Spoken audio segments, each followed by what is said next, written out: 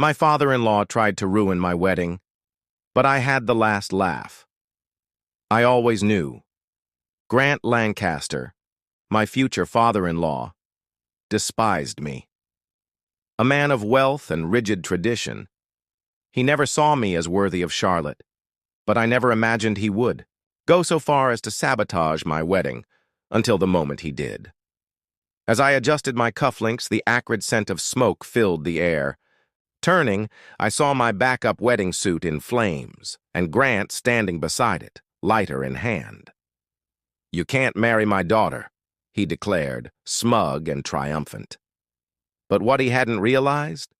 The entire moment had been live-streamed to the guests. Shock turned to outrage as murmurs spread through the ballroom. Before Grant could react, the door burst open. Charlotte stood there, fury blazing in her eyes.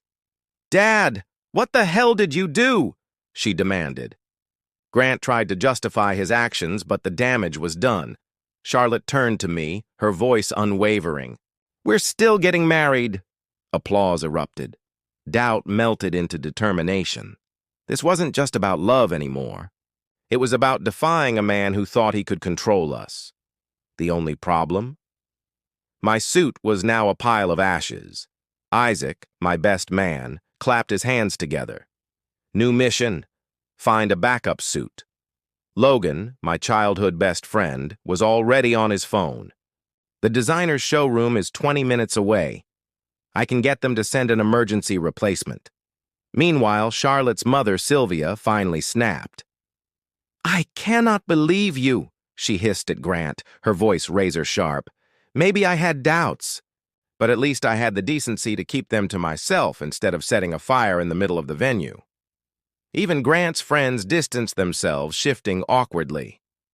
Minutes later, Logan returned, triumphantly holding a sleek black tuxedo. "It's not the exact one you had, but it'll look damn good." Charlotte adjusted my collar, smirking. "Honestly, this might be a blessing in disguise. I never liked the first suit anyway." "You told me it was perfect." I was being polite. 15 minutes later, I stood at the altar, the chaos behind us. This wasn't just a wedding anymore, it was a declaration, a defiance against the man who tried to break us. The first notes of the wedding march played. The door swung open, and there she was, unstoppable.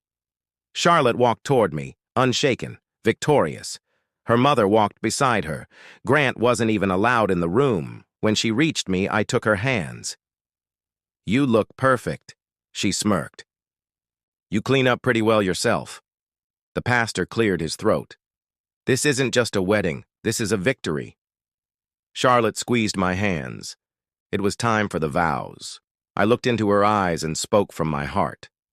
"Charlotte, when I asked you to marry me, I knew it wouldn't be easy. I knew there would be challenges, that people wouldn't believe in us, that your father didn't approve. But I also knew none of that mattered, because I love you, and I will always stand by you." The room was silent, hanging on to every word. Charlotte's eyes glistened as she responded, her voice unwavering. "James, you are my choice, my always, and nothing, not fire, not doubt, not even my father, could ever change that." The weight of everything that had happened made this moment even more powerful. The pastor smiled. "Then, by the power vested in me, I now pronounce you husband and wife." I kissed her to thunderous applause. Grant had tried to destroy us. Instead, he had only made us stronger. The waves lapped gently against the shore, the golden sun dipping low on the horizon as Charlotte and I stood hand in hand.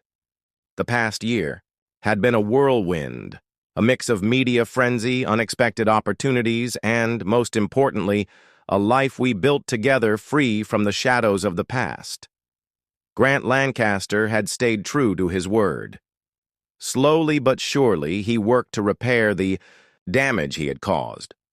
It wasn't instant and it wasn't easy. Some bridges had burned beyond repair, but Charlotte's relationship with him had shifted. no longer one of control, but of cautious understanding. He wasn't the same man he once was, and maybe that was a good thing. As for us, life was everything we had fought for. Our viral wedding might have started as a spectacle, but it had transformed into something greater, a story of love, defiance, and resilience. We had become more than just a trending topic. We had become a symbol of choosing happiness over expectations. Charlotte squeezed my hand, her voice soft yet strong. We made it. I turned to her, seeing the fire in her eyes that had never dimmed. We always will. And as the sun set on the past, we stepped forward together, into a future we had built on our own terms, ready for whatever came next. Because love didn't just survive the fire. It thrived in the ashes. The end.